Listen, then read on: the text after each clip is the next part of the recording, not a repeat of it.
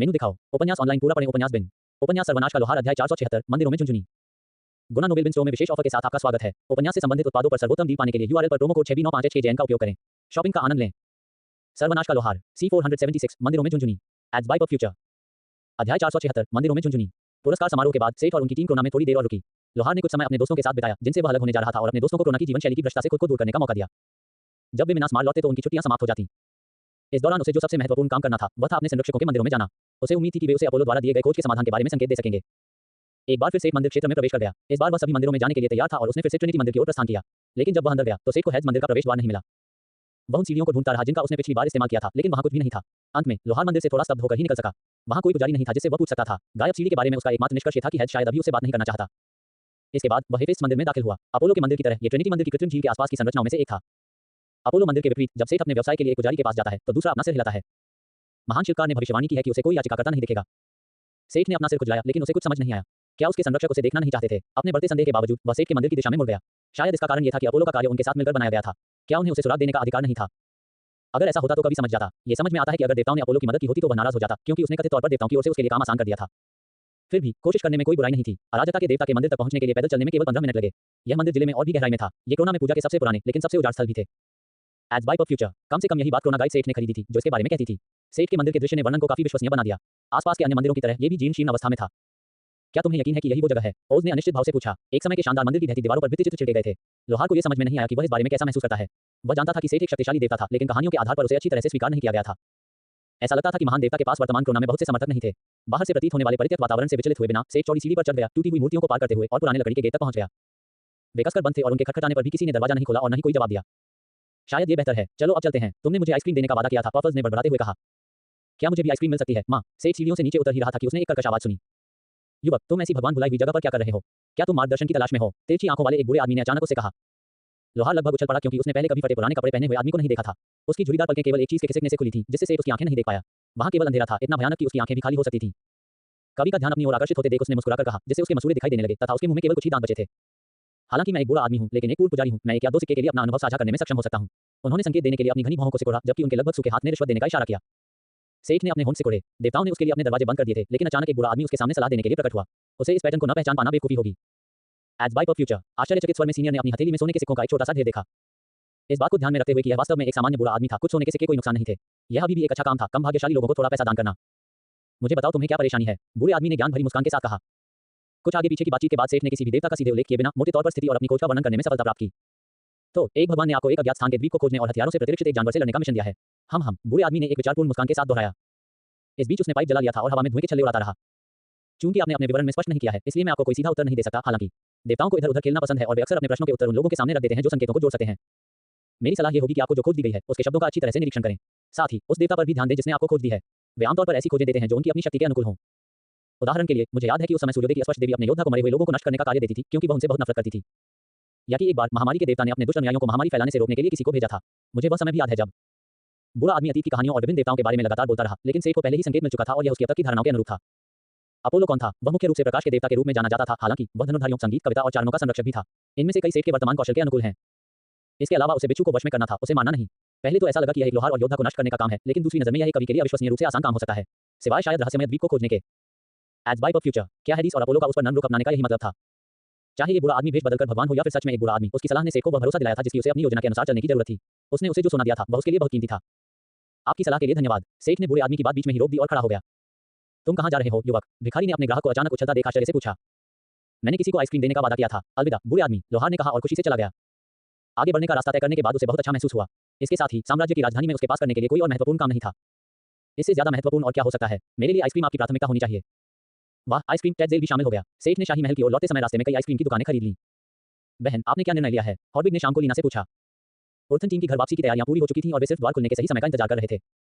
लीना को एक गंभीर निर्णय का सामना करना पड़ा। यह उसके रास्ते में एक मोड़ था। मूल्यांकन जीतने के बाद उसे एक प्रांत में रहने और रानी की उपाधि प्राप्त करने का मौका मिला। वह उठ को पीछे छोड़ सकती थी और अपने छोटे से राज्य में एक निर्विवाद राजा की तरह जीवन जी सकती थी, या फिर वह साम्राज्य के आधिकारिक प्रतिनिधि के रूप में उर्थ में अपना स्थान बनाए रख सकती थी। उर्थ अराजकता और खतरे का स्थान था। वहां रहने का मतलब था कठिनाइयों का मार्ग, हालांकि अज्ञात के लिए जाना भी उतना ही कठिन था। रानी बनने का मतलब था फिन को पीछे छोड़ना। क्या वह वाकई खुश रह सकती थी और किसी विदेशी जगह पर परी को भूल सकती थी?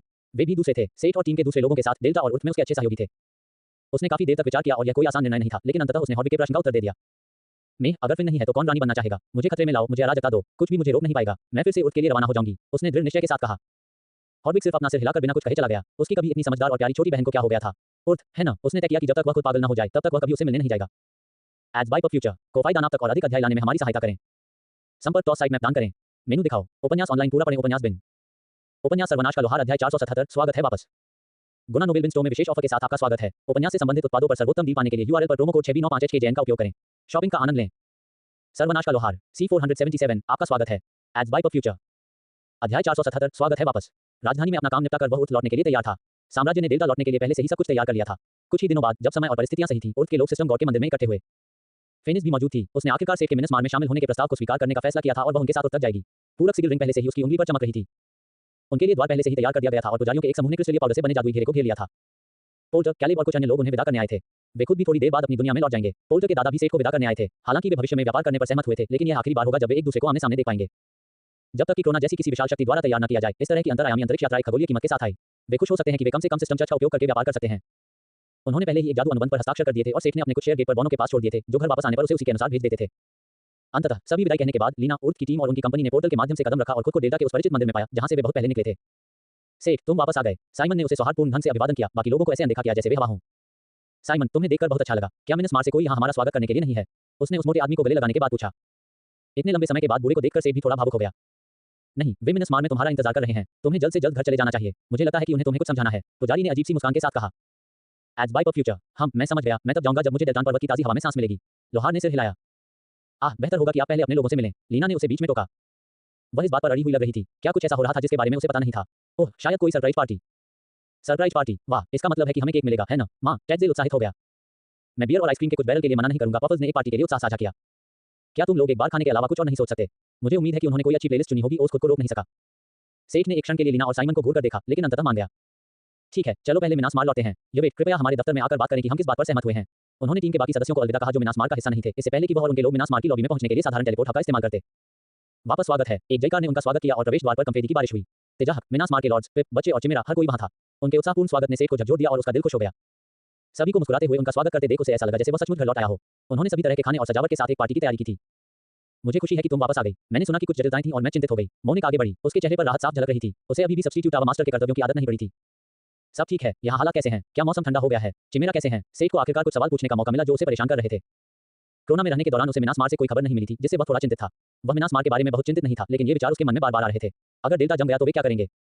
एज बाय फ्यूचर, बीटा भी था। जब महासागर साम्राज्य ने उस पर कब्जा कर लिया तो वे इसे कैसे निपटेंगे? बीटा बिल्कुल करीब नहीं था, लेकिन तकनीकी रूप से यह वाई सिटी जितना ही करीब था।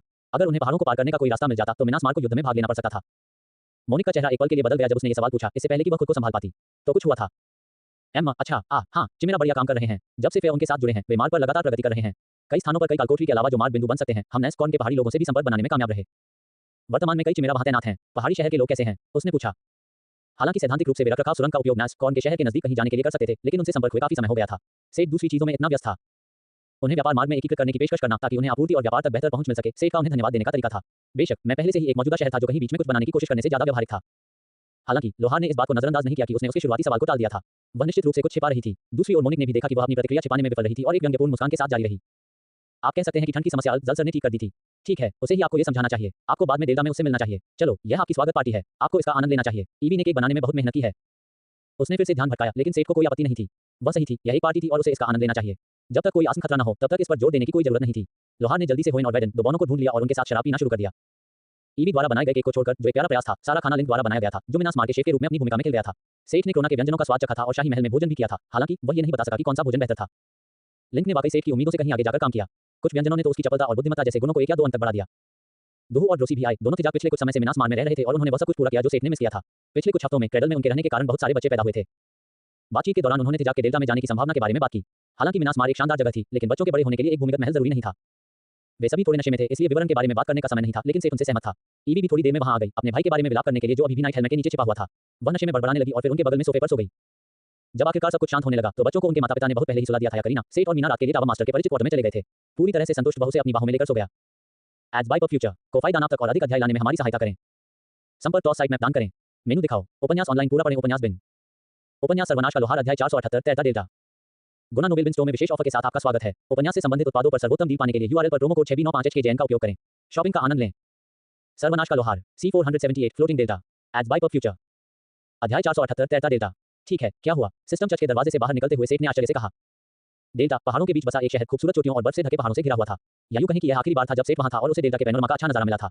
अब वे चले गए थे। डेल्टा के ऊपर आसमान की ओर देखते हुए ये खूबसूरत चोटियां तैरते हुए द्वीपों में बदल गई थीं और शहर के ऊपर आसमान को भर दिया था। बर्फ और पानी धीरे-धीरे नीचे गिर रहे थे और धूप में चमक रहे थे। ये दृश्य इतना अमूर्त था, किसी भी चीज से इतना परे जिसे लोहार ने कभी देखा या जाना था। डेल्टा के आधुनिक क्षितिज के ऊपर तैरते द्वीपों के समूह को देखना उसके लिए किसी आश्चर्य से कम नहीं था और वह कई मिनटों तक चुपचाप देखता रहा। ये लगभग एक सामान्य सुबह थी। मोनिक ने उससे कहा कि वह खुद देखेगा जब वह शहर में जादूगरनी से मिलने जाएगा। उस समय उसे नहीं पता था कि उसके लिए क्या इंतजार कर रहा था। अपने विचार एकत्रित करने में उन्हें कुछ समय लगा। उद्धरण चिन्ह डॉट डॉट डॉट। मुझे लगता है अब मैं ठीक हूँ। चलो अल से मिलते हैं। उसने शांत होने के लिए गहरी सांस लेने के बाद कहा। उसके बगल में खड़ी मोनिक को राहत महसूस हो रही थी। उसे नहीं पता था कि उसे क्या उम्मीद थी, लेकिन ऐसा लग रहा था कि उसने इस मामले को उसकी अपेक्षा से बेहतर तरीके से संभाला। रास्ते में उसका मन इस बात से भरा हुआ था कि ऐसा कैसे हो सकता है। आखिर जादूगरनी ने ऐसा क्या किया होगा कि ऐसा कुछ हुआ, और उसने मिनास मार के दूतों पर कोई प्रतिक्रिया क्यों नहीं की। मोनिक ने उसे बताया था कि जल्द अब मिनास मार में कम ही लौटेगा। उसने रेड लाइट एरिया में अपने निवास पर भेजे गए संदेशवाहकों का भी जवाब नहीं दिया था। यह एक ऐसी जगह थी जिसे उसने सुविधा के लिए खरीदा था ताकि जब वह अपने शोध से छुट्टी लेने जाए तो उसे इधर-उधर यात्रा न करनी पड़े। सेठ को भी थोड़ा गुस्सा आया कि वह उसका स्वागत करने नहीं आई, लेकिन अब वह छोटा बच्चा नहीं रह गया था। साथ ही ये तथ्य कि जादूगरनी ने कई पर्वत चोटियों को इतनी जोर से उड़ा दिया कि वे सचमुच हवा में ही रह गईं, उस समय अधिक महत्वपूर्ण था। एड्स बाय पर फ्यूचर। हालांकि सेठ के चले जाने के बाद डेल्टा का मौसम गर्म हो गया था, लेकिन रेड लाइट एरिया में कम कपड़ों में लोगों की भीड़ के लिए यह भी बहुत ठंडा था, जिससे ये लगभग एक सामान्य शॉपिंग मील जैसा लग रहा था। यकीनन कामुक खिलौनों और इसी तरह की चीजों के लिए एक शॉपिंग मील, लेकिन फिर भी लगभग सामान्य। जलसर का निवास एक प्रेम होटल था जिसे सर्वनाश के शुरुआती दिनों में एक राक्षस के हमले से बर्बाद कर दिया गया था। जादूगरनी ने इसे एक भव्य अपार्टमेंट बिल्डिंग में फिर से बनाया था जिसे वह अपना कहती थी। जैसा कि कोई उम्मीद कर सकता है, इस इमारत की सुरक्षा भी कोई मजाक नहीं थी, इसलिए अगर उसने दूतों को अनदेखा करने का फैसला किया तो वे कुछ नहीं कर सकते थे। इसी तरह सेठ और मोनिक ने प्रवेश द्वार पर खड़े होकर घंटी बजाई। इमारत कांच से ढकी हुई थी, ठीक उनके सामने के दरवाजों की तरह, लेकिन उस तरह के मंत्रों को कम आंकना एक गलती होगी जिसने पूरी जगह की रक्षा की। भले ही यह नाजुक दिख रही हो, ये सतह डेल्टा में सबसे सुरक्षित इमारत हो सकती है। वे घंटी बजाते रहे, लेकिन दरवाजे पर कोई नहीं आया और इंटरकॉम से भी कोई प्रतिक्रिया नहीं हुई। सेठ ने अपने होंठ भींच लिए। क्या हमें किसी और समय वापस आना चाहिए? मोनिक ने अनिश्चितता से पूछा। सेठ ने अपना सिर हिलाया, हाथ उठाया और उंगलियां चटकाईं। कुछ नहीं हुआ। मोनिक ने अजीब सी खामोशी से उसकी तरफ देखा। लोहार अभी भी शांत था। जब इंटरकॉम अचानक टूटा तो मोनिक कांप उठी। सेठ, तुम वापस आ गए। अल की हैरान आवाज सुनी जा सकती थी और तेज आवाज के साथ दरवाजा खुल गया। उसने एक आत्मसंतुष्ट मुस्कान के साथ इसे खोला और मोनिक को अपने पीछे आने का इशारा किया। तस्वीर में उसने अपने द्वारा बनाए गए सभी गोलेम के उपयोग और उनके साथ संबंध को दर्शाया था। अल को भी एक के रूप में गिना जाता था और वह उसे सीधे संकेत भेज सकता था। बार को उन लोगों के साथ ऐसा करना पसंद नहीं था जिन्हें उसने तकनीकी रूप से पुनर्जीवित किया था, क्योंकि किसी व्यक्ति के साथ ऐसा करना थोड़ा गलत लगता था। लेकिन अन्यथा अल ने शायद जल्द ही कोई प्रतिक्रिया नहीं की होती और वह इस बात को लेकर काफी उत्सुक था कि आखिर ऐसा क्या हुआ था कि उसने आसमान में उड़ते हुए द्वीप बना दिए। अल सल्जार हमेशा की तरह थोड़ी खुश अपने हाथों को कमर पर रखे हुए अंदर उनका इंतजार कर रही थी। एड्स बाय पर फ्यूचर। तुम्हें आने में बहुत समय लग गया। तुमने मुझे क्यों नहीं बताया कि सेठ पहले ही वापस आ चुका है? उसने मोनिक को दोषी ठहराया। हमने कोशिश की, तुम ही हो जिसने हमारे संदेशों पर कोई प्रतिक्रिया नहीं दी, वाइस टावर मास्टर ने आक्रोश से कहा। तुमने? जादूगरनी ने सचमुच आश्चर्यचकित होकर पूछा। हमने आपको फोन पर संदेश भेजे, हमने लोगों को भेजा, आपने कभी जवाब नहीं दिया। अल ने अपना फोन चेक किया और उसे आश्चर्य हुआ कि उसमें वास्तव में 15 अपठित संदेश थे। तुम किस बात में इतने व्यस्त थे कि तुमने ध्यान ही नहीं दिया? क्या इसका बाहर तैरते द्वीपों से कुछ लेना देना है? सेठ ने खुद को बातचीत में शामिल कर लिया। ओह, तुमने वो देखा? हाँ, आप कह सकते हैं कि इसका उनसे कुछ लेना देना है, या फिर मन को इकट्ठा करने वाले आदमी से। चलो अंदर बात करते हैं। बातचीत जारी रखने के लिए वे एक बैठक कक्ष में चले गए। तुमने कहा था कि कोई व्यक्ति मन इकट्ठा कर रहा था। सेठ पूछे बिना नहीं रह सका और अल जलसार ने शुरू से ही समझाना शुरू कर दिया। एड्स बाय पर फ्यूचर। डेल्टा के जाने से पहले तापमान में लगातार गिरावट का कारण पर्वत श्रृंखला में एकत्रित होने वाली अप्राकृतिक मात्रा में मेना थी। ईवी के सावधानीपूर्वक काम की बदौलत उन्हें इसका पक्का सबूत मिल गया। जब उन्हें पता चला कि उनके पड़ोस के लोग अधिक पारंपरिक कपड़े पहनने लगे हैं, तो उन्होंने इसका कारण जानने और इसे छुटकारा पाने का बीड़ा उठाया। तुम्हारा मतलब है कि जिन विषयों के पास तुम अक्सर जाती हो उनके लिए यह बहुत ठंडा हो गया और इससे तुम्हें असुविधा हुई? लोहार ने जादूगरनी को समझाया। हाँ, अब चुप हो जाओ और मुझे अपनी बात पूरी करने दो। चूंकि वह जानती थी कि वह क्या ढूंढ रही है, इसलिए पुनर्जीवित लेज के लिए प्रवाह और मन को ट्रैक करना और यह पता लगाना आसान हो गया कि वह कहां इकट्ठा हो रहा था। उसने जो पाया वह एक विशाल संरचना थी जो मीनास मार्ग द्वारा टॉवर में मन इकट्ठा करने के लिए इस्तेमाल की जाने वाली संरचनाओं से अलग नहीं थी। हालांकि इस परियोजना ने डेल्टा के आसपास की कई सबसे बड़ी चोटियों को आधारशिला के रूप में इस्तेमाल किया और बहुत बड़े पैमाने पर काम किया। इसने जितनी ऊर्जा एकत्र की वह तर्क को चुनौती देने वाली थी। गठन के भीतर उसने पाया कि यह कैसे संभव था। बिल्कुल केंद्र में उसे दूसरे गठन के भीतर एक मानव जैसा प्राणी मिला जो मन को उसी तरह की ऊर्जा में परिवर्तित कर रहा था जिसे वह व्यस्तता से अवशोषित कर रहा था। अल जलसर के अनुसार वह व्यक्ति सहयोगी नहीं था, यह एक लड़ाई की स्थिति में पहुंच गया जिसने पूरी संरचना की व्यवस्था को बिगाड़ दिया। जब वह मुश्किल से अपने प्रतिद्वंद्वी को हराने में कामयाब हुई तो उसे इसके बाद के हालात से निपटने के लिए छोड़ दिया गया। इस समय सेठ पहले से ही उसे हैरानी से देख रहा था। हालांकि जादूगरनी ने इसे कमतर आंकने की कोशिश की, लेकिन तथ्य यह है कि वह अल जलसर एक दिव्य सिंहासन की हड्डियों से बने अपने कंकाल और एक सदियों पुरानी लिच और अर्ध की के रूप में अपनी खुद की शक्ति के साथ प्रतिद्वंद्वी को हराने में बहुत मुश्किल थी। मूल संरचना के ढह जाने के बाद मुझे किसी तरह ऊर्जा से निपटना पड़ा, बशर्ते कि अब डेल्टा न हो। और आपने अतिरिक्त ऊर्जा का उपयोग उन चोटियों को हवा में उड़ाने के लिए किया जिन्हें आपने लड़ाई के दौरान नष्ट कर दिया था। उन्होंने हैरानी से निष्कर्ष निकाला। उन्होंने स्वीकार किया, हाँ, चीजों को तैरा कर रखना यह सबसे अकुशल और शक्ति खपत करने वाला तरीका है। आपने कहा था कि आपकी अनुपस्थिति तैरते द्वीप से जुड़ी थी, तो इसका मतलब यह है कि ओह हाँ, मैं इस आदमी से पूछताछ कर रहा था और उसकी शक्तियों पर शोध कर रहा था। उनकी दुनिया वास्तव में पाथवर्क्स का हिस्सा नहीं है और उनके पास ताकत हासिल करने का एक बहुत ही दिलचस्प तरीका है। चूंकि वह मुझसे प्रतिस्पर्धा करने में सक्षम था, इसलिए मैं बहुत उत्सुक था।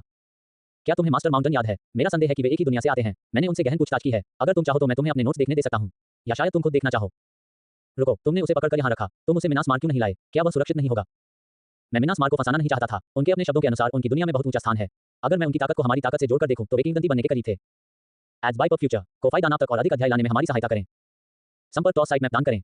मेनू दिखाओ। उपन्यास ऑनलाइन पूरा पढ़ें। उपन्यास बिन। उपन्यास सर्वनाश का लोहार अध्याय 479 प्रलोभन। गुना नोबेल बिन स्टोर में विशेष ऑफर के साथ आपका स्वागत है। उपन्यास से संबंधित उत्पादों पर सर्वोत्तम डील पाने के लिए URL पर प्रोमो कोड 6B956JN का उपयोग करें। शॉपिंग का आनंद लें। सर्वनाश का लोहार C479 चारा डालना। एड्स बाय पर फ्यूचर। 479 बैटिंग। जादूगरनी ने उनके भले के लिए काम किया था और सेठ को कृतज्ञता से उसका दिल गर्म हो गया। हालांकि बहुत ज्यादा नहीं, क्योंकि उसने उसे मुख्य रूप से उसका अध्ययन करने के लिए यहाँ रखा था। जादूगरनी के पास अपने दुश्मनों के इलाज के अकल्पनीय तरीके थे जिसकी कल्पना सेठ नहीं कर सकता था, और उसे पता लगाने का मन नहीं था, इसलिए उसने उस आदमी से मिलने के लिए नहीं कहा। मैं समझ गया, धन्यवाद। एक किंवदंती। आप अभी भी मुझे किंवदंतियों के बारे में नहीं समझा सकते, है ना? जादूगरनी ने अपना कोमल मुंह खोला, लेकिन बोलने से पहले ही मुंह बना लिया। नहीं, आपका स्तर अभी भी बहुत कम है, लेकिन मैं आपको बता सकती हूँ कि मैंने उनकी बिजली व्यवस्था के बारे में क्या पता लगाया है। उसने सुझाव दिया। जादूगरनी के अनुसार उस दुनिया के लोगों ने मन को क्यूई नामक चीज में बदलने और इसे अपने शरीर में अवशोषित करने का एक तरीका खोज लिया था। अपने शरीर के भीतर इस ऊर्जा को संघनित करके और इसे इकट्ठा करके वे अपने शरीर को बेहतर बनाने और जादू जैसी किसी चीज का उपयोग करने के लिए तकनीक बनाने में सक्षम थे। उनके लिए किंवदंती के समकक्ष को अमर बनना कहा जाता है। ये किंवदंती बनने के समान ही है, क्योंकि इसमें शक्ति में बहुत बड़ी वृद्धि, जीवन अवधि का विस्तार और कायाकल्प शामिल है। हालांकि रास्ता पूरी तरह से अलग है। जैसा कि मैंने सोचा था, सिस्टम ने मुझे आपको ये बताने से रोकने के लिए काम नहीं किया। उसने सोचा। अमर अब ये किंवदंती से बहुत अलग लग रहा था। सेठ को अभी भी इस बात का कोई अंदाजा नहीं था कि इसका क्या मतलब है। हालांकि अल-जलसर कोई किंवदंती नहीं था और पहले से ही इतना शक्तिशाली था। क्या किसी ऐसे खतरनाक व्यक्ति को जीवित रखना वाकई ठीक है? सेठ ने थोड़ा चिंतित होकर पूछा। उनकी पिछली लड़ाई में पहाड़ टूट गए थे, क्या होगा अगर वह किसी तरह बाहर निकल गया और शहर में उत्पात मचाना शुरू कर दिया? ओह, इसकी चिंता मत करो। हालांकि उनका सिस्टम बहुत ही सरल है, लेकिन यह नाजुक भी है। जब मैंने उसके पेट में संघनित ऊर्जा नाभिक को तोड़ा तो तुम्हें उसे पूरी तरह से उन्माद में घुलते हुए देखना चाहिए था। उसने लगभग आत्मसंतुष्ट चेहरे के साथ कहा। तो आप वर्तमान में किस पर काम कर रहे हैं? यदि उनका सिस्टम कमजोर है तो क्या इसे अनुकूलित करने का कोई मतलब है? सेठ ने जिज्ञासा से पूछा। वह ताकत हासिल करने के तरीकों को अस्वीकार नहीं करेगा, लेकिन उसके पास पहले से ही बहुत कुछ है। यदि यह वास्तव में इतना कमजोर था तो क्या यह समय बिताने लायक था? जो व्यक्ति शिखर पर लगभग पहुंच चुका था, वह केवल एक लड़ाई हारने के बाद अपनी सारी शक्ति को बैठा। ये केवल युद्ध में मारे जाने से भी बदतर भाग्य हो सकता है। नहीं, इसे पहले से ही अनुकूलित करना संभव नहीं है। यह उन चीजों में से एक थी जिस पर मैंने सबसे पहले गौर किया। सिस्टम क्यूई को अस्वीकार करता है। हालांकि मैंने उनसे जो ज्ञान प्राप्त किया उससे मुझे मास्टर माउंटेन द्वारा हमारे पास छोड़ी गई पुस्तकों को समझने और अनुकूलित करने में प्रगति करने में मदद मिली। हालांकि हम क्यूई का उपयोग नहीं कर सकते हैं, लेकिन अवधारणाओं को सिस्टम के अनुकूल होना चाहिए। लेकिन मैं अभी भी इस शोध की शुरुआत में हूं। उसने समझाया। एक क्षण के लिए शांति छा गई। खैर, हमने मोटे तौर पर बताया कि मैंने क्या किया, अब आपकी बारी है। मूल्यांकन के दौरान क्या हुआ? जादूगरनी ने अंततः कहा। Edge by of future. सेठ को अपनी कहानी सुनाने का पहले से ही कुछ अभ्यास था। उसने कल ही स्वागत पार्टी के दौरान इसे कई बार दोहराया था। एक ज़ॉम्बी ड्रैगन। जब सेठ अंततः ग्रैंड फिनाले में पहुंचा तो उसकी आंखें चमक उठी। उसने पागल सूर्य देवता के कामों में कोई खास दिलचस्पी नहीं दिखाई थी, और जब उसने कुर्बान का जिक्र किया तो उसने हल्की दिलचस्पी दिखाई। सीनियर व्हाइट स्नैक ने जादूगरनी को अपनी भौहें ऊपर उठाने को कहा, लेकिन केवल ज़ॉम्बी ड्रैगन ने ही उसका ध्यान आकर्षित किया। एक प्राचीन ड्रैगन की लाश, यहां तक कि यह भूतपूर्व प्राचीन लिच भी ऐसे अधीनस्थ की लालसा रखता। बाद अपनी यात्रा और अंतिम लड़ाई की रिकॉर्डिंग साथ लाया था, जो शॉन के सौजन्य से था। दूसरी ओर शापित ड्रैगन के खजाने ने जादूगरनी को ठंडा कर दिया। उसे धन दौलत में बहुत दिलचस्पी नहीं थी। उसने शापित ड्रैगन के तराजू का जिक्र किया, लेकिन इस बात से परेशान नहीं था कि वह कुछ पौराणिक सामग्री को चुपके से बाहर निकालने में कामयाब रहा। नतीना के भागने के साथ साथ सेठ ने जानबूझकर यह भी कहा कि वह बदला लेने के लिए उन पर हमला कर सकती है, जिससे कामुक चुड़ैल की आंखें सर्चलाइट की तरह चमक उठी। यह एक बहुत ही सूक्ष्म संकेत था कि उसे भविष्य में उस ड्रैगन को हासिल करने का मौका मिल सकता है। यदि अल-जलसर वास्तव में इसे मार गिराने में सक्षम थी तो सेठ उसे लाश सौंपने को तैयार था, बशर्ते वह मिनास मार की रक्षा करती। अंत में उन्होंने इस बारे में थोड़ी बात की कि उसके बाद क्या हुआ। ड्रैगन के तराजू को शापमुक्त करने का तरीका खोजना, पुरस्कार समारोह, सम्राट की सलाह और अंत में उसके द्वारा चुने गए हथियार। वह सम्राट काफी चालाक है, जादूगरनी ने टिप्पणी की। तुम्हारा क्या मतलब है? बेशक सेठ को यकीन था कि सम्राट बहुत चालाक है, लेकिन वह उसके लक्ष्यों को नहीं जानता था। ये कहा जा सकता है कि आपको अपने पूर्ववर्ती के कौशल और इतिहास को विरासत में प्राप्त करने के लिए मार्ग पर स्थापित करना आपको किंवदंती बनने के मार्ग पर आगे बढ़ाने में मदद करने का एक तरीका है। अंतिम भाग के दौरान वह इस तरह से कुड़ी जैसे उसे अचानक सिर दर्द हो गया हो। कितना परेशान करने वाला है। आपको जल्दी करना चाहिए और अपना स्तर बढ़ाना चाहिए ताकि हम इन विषयों पर खुलकर बात कर सकें, उसने झुंझलाहट के साथ कहा। मैं वैसे भी ऐसा करने जा रहा था। लेस देन स्पिरिट्स में ग्रेटर देन को बेहतर बनाने और अपनी दिव्य खोज के लिए तैयार होने के लिए। वह उससे सहमत था। हालांकि मैं शायद तुम्हें अभिशाप से मुक्ति दिलाने में मदद कर सकता था, लेकिन बेहतर होगा कि तुम अपोलो के साथ अपनी समस्या इस तरह से सुलझा सको। हालांकि देवता मनोरंजन के लिए बहुत कुछ करते हैं, लेकिन हो सकता है कि तुम्हारे लिए इस मार्ग को चुनने के पीछे कोई बेहतर कारण हो। और इसका मतलब है कि मुझे आपके व्यवसाय पर अपना समय बर्बाद नहीं करना पड़ेगा। मैं अभी भी इस विदेशी ऊर्जा पर शोध करने में व्यस्त हूं। Edge by of future. चूंकि आपके पास समय है, इसलिए मैं आपसे कुछ अनुरोध करना चाहता था। सेठ ने स्वीकार किया। यह विचार उसे पोल्टर और उसके दादा से less than little greater than के बारे में बात करने के बाद आया था।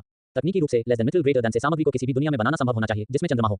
चंद्रमा और विधि के आधार पर गुणों में थोड़ा बदलाव होगा।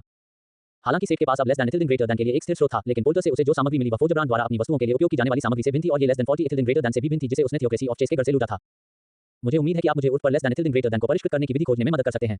मुझे लगभग यकीन है कि लेस देन दोषपूर्ण ग्रेटर देन यही बनाया गया था, इसलिए यह आपको शोध को तेज करने में मदद कर सकता है। उन्होंने अपने विचारों को समझाने के बाद निष्कर्ष निकाला। शून्य से शुरू न करने की संभावना ने उसके चेहरे पर कोई सुधार नहीं किया। अल-जलसर उसे उदास चेहरे से देख रहा था। हालांकि वह पहले से ही जानता था कि जादूगरनी उसके प्रस्ताव से बहुत खुश नहीं होगी। यही कारण था कि लोहार ने ड्रैगन के भंडार के बारे में बताते समय जानबूझकर less than dragon gold greater than और less than dragon silver greater than के निर्माण का उल्लेख नहीं किया था। अब वह प्रत्येक की एक क्षण आगे लाया और उन्हें उनके बीच मेज पर रख दिया। वह क्या है? उसने अप्रसन्न होकर पूछा। इसका मूल्यांकन करने का प्रयास करें, उसने प्रसन्नतापूर्वक उत्तर दिया। अल-जलसर की आंखें चौड़ी हो गईं जब उसने देखा कि उसने मेज पर साधारण सोना और चांदी नहीं रखा था। ये तुम्हें कहां से मिला? उसने आश्चर्य से पूछा। मैंने इसे बनाया है। मैंने ड्रैगन के पूरे भंडार को पिघलाया और यह भट्टी में इसे शुद्ध करने का परिणाम था। मैं आपसे इसे मुफ्त में करने के लिए नहीं कहता। मैं आपको उन सभी less than dragon gold greater than और less than dragon silver greater than का एक चौथाई हिस्सा देने की पेशकश करता हूं जिन्हें मैं वापस लाने में कामयाब रहा। सेठ को यकीन था कि उसे जादूगरनी को कुछ समझाने की जरूरत नहीं है, जो एक ड्रैगन विशेषज्ञ थी। एक ऐसी सामग्री जिसमें ड्रैगन बहुत रुचि दिखाते हैं, वह किसी को अपने जाल में फंसाने के लिए एक बढ़िया चारा हो सकती है। आखिरकार उसका अंतिम लक्ष्य एक ड्रैगन को मारना था। उसके लक्ष्य की बदौलत यह न केवल ड्रैगन के लिए एक अच्छा चारा था, बल्कि जादूगरनी के लिए भी एक बढ़िया चारा था। भले ही जादुई चांदी बनाने की विधि काफी महंगी थी। आधा उसने चारा पकड़ लिया और मोलभाव करने पर आमादा थी। हालांकि उसे नहीं पता था कि आखिर में ये कितना होगा। अब सेठ इन सामग्रियों से भरी एक नाव लेकर वापस आ गया था, एक प्राचीन ड्रैगन के खजाने को धातु की सिल्लियों में बदलने के बाद। उसके पास चांदी और सोने की इतनी मात्रा थी कि वह उसे आधा आधा देने के लिए सहमत हो सकता था। फिर भी वह उसे यूं ही नहीं दे सकता था, अन्यथा उसे लग सकता था कि यह सस्ता है। उठ पर लेस देन ग्रेटर देन बनाने की विधि के बदले में सोने और चांदी का एक तिहाई। उसने अंततः प्रस्ताव दिया, ऐसा अभिनय करने के बाद जैसे उसे इस बारे में बहुत सोचना पड़ा। उद्धरण चिन्ह ... ठीक है, जादूगरनी ने अनिच्छा से सहमति जताई। जिन चीजों का वह अध्ययन करना चाहती थी उन्हें एक तरफ रखना और किसी ऐसी चीज पर शोध करने में समय बर्बाद करना जिसमें उसकी कोई रुचि नहीं थी, एक बड़ी कीमत थी, लेकिन ऐसा लग रहा था कि अंत में उसे ये सब इसके लायक लगा। एड्स बाय पर फ्यूचर को फायदा नाप तक और अधिक अध्याय लाने में हमारी सहायता करें। संपर्क टॉप साइट में दान करें। मेनू दिखाओ। उपन्यास ऑनलाइन पूरा पढ़ें। उपन्यास बिन। उपन्यास सर्वनाश का लोहार अध्याय 480 चीजों को सुलझाना। गुना नोबेल बिन स्टोर में विशेष ऑफर के साथ आपका स्वागत है। उपन्यास से संबंधित उत्पादों पर सर्वोत्तम डील पाने के लिए यूआरएल पर प्रोमो कोड 6B95HKJN का उपयोग करें। शॉपिंग का आनंद लें। सर्वनाश का लोहार C480 चीजों को सुलझाना। पब फ्यूचर द्वारा विज्ञापन। अध्याय 480 चीजों को सुलझाना। उसे वह मिल गया था जिसके लिए वह आया था, जवाब और जलसर पर शोध करने का सौदा। बदले में उसे एक नई चिंता दी गई। जादूगरनी ने उसे अपनी नोटबुक की एक प्रति दी थी जिसमें उसने कुछ मुख्य बिंदुओं का सारांश दिया था जो उसने आक्रमणकारी और उसके अनुमानों से इस विदेशी दुनिया के बारे में पता लगाया था। सेठ वापस आते समय गहरी सोच में डूबा हुआ था और उसने लिखे नोट्स को सरसरी तौर पर पढ़ा। जिस दुनिया से आक्रमणकारी आया था उसे बोरेसियस क्लाउड कॉन्टिनेंट कहा जाता था। अल के अनुसार इस विदेशी विमान को शिकारी दुनिया कहा जा सकता है। ये पद कार्यों का हिस्सा नहीं था लेकिन स्वतंत्र रूप से अन्य दुनियाओं से जुड़ा हुआ था ताकि उनके संसाधनों जैसे कि मन से चूसा जा सके। उसका आकलन कैदी की जानकारी पर आधारित था कि उनकी दुनिया के लिए दूसरों से जुड़ना और उन पर युद्ध छेड़ना सामान्य बात थी। सबसे प्रमुख रूप से कुछ जिसे उन्होंने राक्षस दुनिया कहा। उन्हें वह भी मिलेगा जिसे वे स्वर्गीय योगदान कहते हैं जो उनकी साधना में उनकी मदद करता है। ये देखते हुए कि उर्थ के पास एक समय में बहुत सारा मैना था, ये पहली बार नहीं हो सकता है कि ये दुनिया या कोई ऐसी ही दुनिया उर्थ से जुड़ी हो। हालांकि जादूगरनी के पास इस सिद्धांत के लिए कोई सबूत नहीं था क्योंकि उर्थ ने प्राकृतिक तरीके से अपना मैना खो दिया हो सकता है। इस दुनिया के लोगों के पास ताकत इकट्ठा करने के लिए अपनी खुद की प्रणाली थी जो उनके शरीर के भीतर उनके आसपास की ऊर्जा के संग्रह और संघनन पर आधारित थी। वे अमर बनने के लिए प्रशिक्षण के 9 चरणों से गुजरे। इस भूमि पर संप्रदायों और महान परिवारों का शासन था जो खेती में माहिर थे, जबकि आम लोगों पर राजशाही का शासन था। ये वास्तव में एक काल्पनिक सेटिंग की तरह लगता है। उसके नोट्स में तैरते द्वीपों के लिए एक अधिक विस्तृत योजना भी शामिल थी। जादूगरनी ने न केवल गैर जिम्मेदाराना तरीके से द्वीपों को आकाश में रखा था, उसने द्वीप पर मौजूद जादू को परिष्कृत करने और उन्हें डेल्टा के चारों ओर मन को विनियमित करने के लिए एक प्रणाली में बदलने की योजना बनाई थी। यही एक और सिरदर्द था जिससे उसे लीना को परेशान करना पड़ता क्योंकि वे आगे बढ़कर कुछ ऐसा लागू कर सकते थे जिसका डेल्टा और उसके आसपास के इलाकों पर बहुत गंभीर प्रभाव पड़ता। यहीं पर सेठ को अल के कार्यों के दूरगामी परिणामों का एहसास हुआ। उसके बगल में बैठी मोनिक ने आसानी से पुष्टि की कि वे जिम्मेदार अधिकारियों के साथ इस विषय पर बातचीत नहीं कर पाए हैं क्योंकि उन्हें कोई प्रतिक्रिया नहीं दी है। पब फ्यूचर द्वारा विज्ञापन। डेल्टा के नेतृत्व और कोरोना के राजदूत लगभग एक महीने से मिनास मार के उत्तर का इंतजार कर रहे थे। मैंने इसका उल्लेख नहीं किया क्योंकि मोनिक ने समझाने का प्रयास किया। मैं पहले से ही समझ गया हूं। आप मुझे आराम करने के लिए कुछ समय देना चाहते थे, है ना? चिंता मत करो, मैं ठीक हूं। मैरी कैसी है? सेठ ने चिंतित होकर पूछा। उनकी सचिव के रूप में तकनीकी रूप से मैरी के हाथों में असली शक्ति थी। वह अधिकांश व्यावसायिक निर्णयों और निश्चित रूप से डेल्टा की सरकार के साथ उनके संबंधों से निपटने वाली थी। पिछले कुछ हफ्तों के दौरान वह सबसे ज्यादा दबाव झेल रही होगी। हमें उसे रोकने में बहुत मुश्किल हुई, मोनिक ने अजीब तरीके से कहा। लेकिन यह उतना बुरा नहीं है जितना आप सोच रहे हैं। राजकुमारी लीना ने कोरोना से हमारा समर्थन किया, इसलिए जवाब देने का दबाव बहुत ज्यादा नहीं था। उसने आगे कहा। मैरी के बारे में सोचते हुए लोहार को यवेटे मार्लो से किया गया वादा याद आ गया। उसने वादा किया था कि वह उसके देवता समाज के लिए एक चर्च बनवाने में उसकी मदद करेगा और ड्रैगन के तराजू को अपने पास रखने के बदले में सरकार और वित्त पोषण का काम अपने हाथ में ले लेगा। आखिरकार यह एक और बोझ था जिसे मैरी को सहना था। वह अपनी आंखें मलता रहा क्योंकि उसे लगा कि तनाव बढ़ता जा रहा है। पिछले कुछ दिनों से वह आराम कर रहा था लेकिन अब उसे जो कुछ भी करना था वह उसके दिमाग में भरता जा रहा था।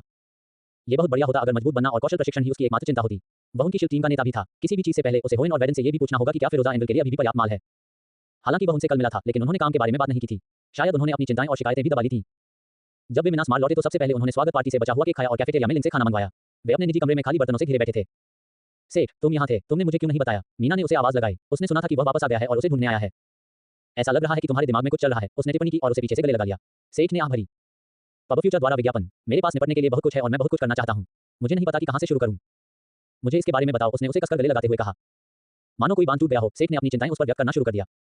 मुझे क्या करना चाहिए? हम पहले मैरी से बात करो। मुझे पता है कि तुम मुझसे बहुत ज्यादा पूछने से डरते हो, लेकिन जब तक तुम मुझसे बात नहीं करोगे तुम इन समस्याओं को हल नहीं कर पाओगे। मैरी को यह तय करने दो कि उसके लिए क्या ज्यादा है। मुझे यकीन है कि वह तुम्हारी बाकी सभी चीजों में मदद कर सकती है और फिर तुम वो काम करो जो तुम करना चाहते हो। जब आप ये कहते हैं तो ये बहुत आसान लगता है, उन्होंने दुखी होकर कहा। बेशक यह आसान लगता है, चीजें हमेशा जितनी आसान होती हैं उससे कहीं ज्यादा आसान लगती हैं, उसने हंसते हुए जवाब दिया और चुपके से चूम लिया। अब जाओ, मुझे यकीन है कि मैरी पहले से ही गुस्से में इंतजार कर रही होगी। उसने शायद मोनिक से सब कुछ निचोड़ लिया है। ठीक है, सेठ ने एक आह भरते हुए सहमति जताई और बड़ी मुश्किल से खड़ा हुआ। उसने पाया कि मैरी का दफ्तर अंधेरे में था। जब उसने दरवाजा खोला तो एक रोशनी नाटकीय ढंग से जल उठी जो सिर्फ उस पूर्व पुजारिन को ही रोशन कर रही थी जो अब व्यवसायी बन गई थी। पब फ्यूचर द्वारा विज्ञापन। मैं इंतजार कर रही थी, उसने एक खलनायिका की तरह अपनी उंगलियां एक साथ रखते हुए कहा। क्या तुम थोड़ा ज्यादा नहीं कर रहे हो? सेठ ने अजीब तरीके से पूछा। क्या मैं? इसके बाद की बातचीत में कई घंटे लग गए क्योंकि मैरी लगातार अपने सारे काम और समस्याओं को सामने रख रही थी जिनसे वह नियमित रूप से निपटती रही थी और सेठ के जाने के बाद जो चीजें जुड़ गई थी वह काम जो उसे सेठ से करवाना था, हस्ताक्षर करवाना था और देखभाल करवानी थी। जब उसे अंततः यवेट के साथ अपने समझौते के बारे में उसे बताने का अवसर मिला तो ऐसा लगा जैसे बातचीत फिर से शुरू हो गई हो और जब तक वे सभी आवश्यक काम पूरे नहीं कर लेते तब तक देर रात तक का समय लग गया।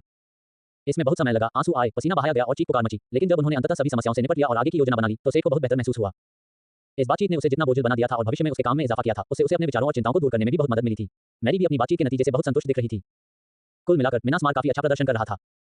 व्यापार मार्ग का विस्तार सुचारू रूप से चल रहा था और अब तक कोई नुकसान नहीं हुआ है। सरकार का दबाव वास्तव में मैरी की सबसे छोटी समस्याओं में से एक था।